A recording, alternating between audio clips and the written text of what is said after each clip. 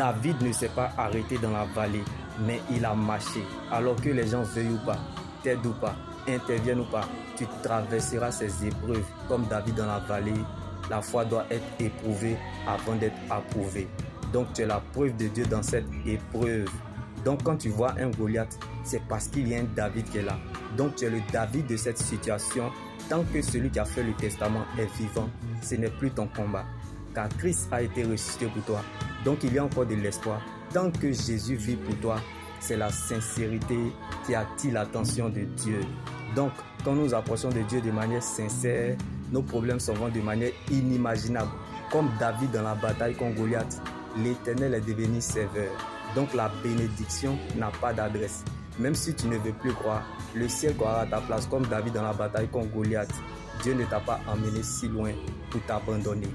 Donc tes doutes ne feront pas douter Dieu. Alors ne regarde pas ton statut actuel en donnant raison au diable pour ne pas partager l'évangile de Jésus qui pourrait être sur le chemin de sauver des vies.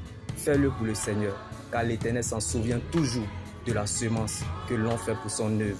Si Dieu vous utilise pour retirer la douleur des cœurs brisés ou de donner de la joie à une âme, vous êtes plus qu'un milliardaire. Alors gardez précieusement et jalousement le don et la grâce que Dieu vous offre, car c'est là votre plus grande richesse. La vraie joie dans le Seigneur Jésus ne dépend pas du confort. Et la véritable stabilité d'un enfant de Dieu ne dépend pas du climat extérieur, ni de ce qu'il a dans ses poches ou dans ses mains, mais de la présence de Dieu dans le coffre de son cœur. Donc que Dieu prenne la forme de ce qui te manque